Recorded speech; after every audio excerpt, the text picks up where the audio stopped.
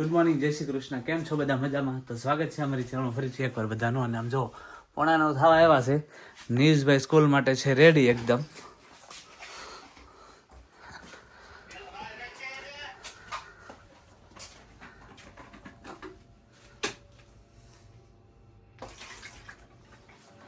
અને જયદીપ રાધિકાને મૂકવા ગયો હતો, ત્યાંથી આવી ગયો છે બહાર. અને નીશને હવે પાછો મૂકવા જશે સ્કૂલ ઉપર.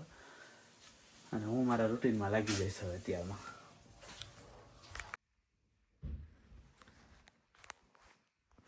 ચાલો તો જો 2 વાગવા આવ્યા છે. અને થોડું ઘણું કામ કરીને કપડાં બપડા ધોવા નાખીએ ને હવે એને હાશીને જો કપડાં ધોવા નાખ્યા છે, એ હુકવવાના છે. એ તો ભૂલાઈ જાય છે. અરે બાપરે.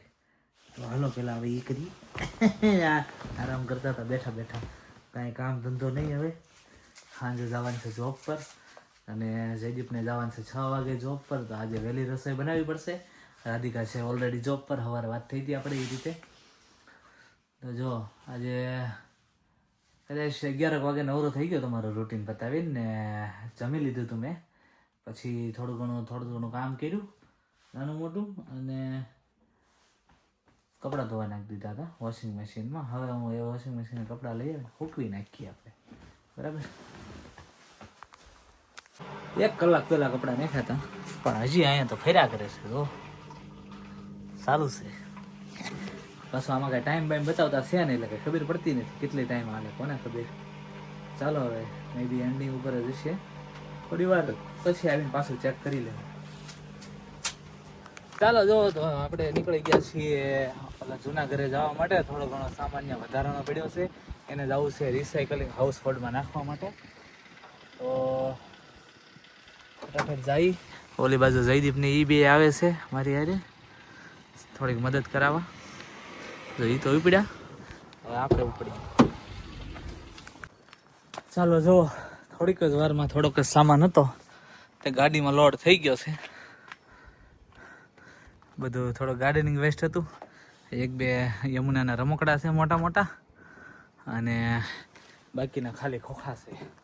બસ એટલું જ છે, વધારે નથી. એટલે હવે એટલું બતાવ્યું એટલે ઘર આપણું થઈ ગયું છે ખાલી. આવ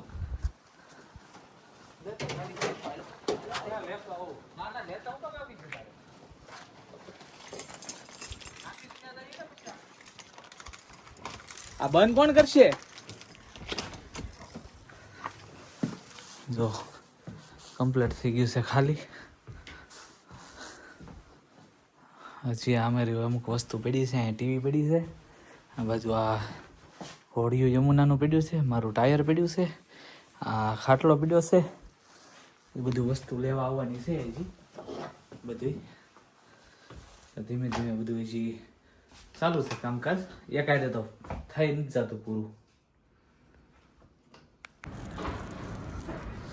ચાલો જો ખાલી કરવાનું ચાલુ કરી દીધું છે, એક પછી એક. એકલો છું એટલે એક એક ખાલી કર્યા કરી. જો જાય કચરા પેટીમાં ધૂમ ધૂમ કરતું. આમાં ગાર્ડન વેસ્ટ, આમે બધા ખોખા અલગ અલગ કરીને બધું નાખવાનું. હવે આપણે ખોખા લઈ લઈએ, 2-3 છે, વધારે નથી. તો ખોખામાં નાખી દઈએ. બીજું શું? ચાલો ખોખાઈ ગયા. હવે ગાર્ડન વેસ્ટનો વારો. ચાલો જો તો આવી ગયા છે પાછા રસોડામાં. અને બટેકા લઈ લીધા છે.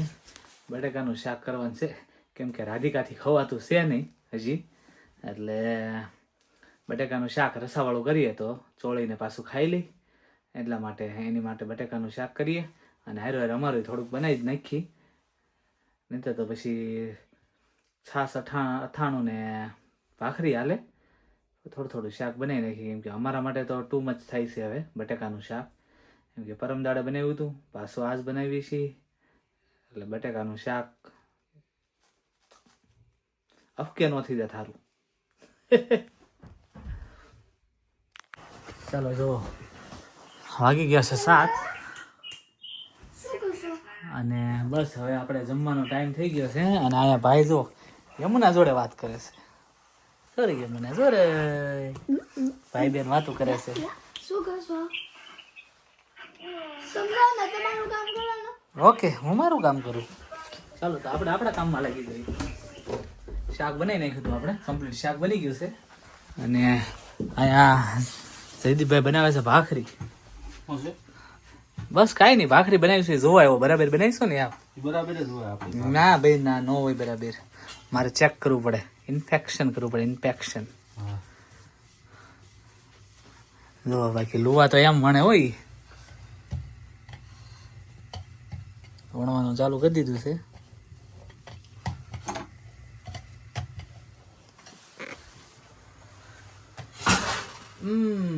હું છું આ થાળી પીડી છે ચાલો તો જુઓ ભાગી ગયા છે 7:30 વાગવા આવ્યા છે મતલબમાં અને પેલ હજી સૂર્ય દાદા અહીં દેખાય છે અને નીશભાઈ જો બહાર રમે છે અરે અરે અને એની પાછળ સૂર્ય દાદા દેખાય છે 7:30 વાગવા આવ્યા ને તો થઈ ગયો છે આપણે જોબ પર જવાનો ટાઈમ ફટાફટ તૈયાર થઈ જઈએ 5 મિનિટમાં અને 7:30 વાગે ને ત્યાં આપણે નીકળી જઈએ તો આજનો વ્લોગ અમારો કેવો લાગ્યો કોમેન્ટ કરીને જણાવજો લાઇક શેર અને સબસ્ક્રાઇબ કરવાનું ના ભૂલતા મળીએ આપણે નેક્સ્ટ વ્લોગમાં ત્યાં સુધી બધા પોતપોતાનું ધ્યાન રાખજો જય શ્રી કૃષ્ણ બાય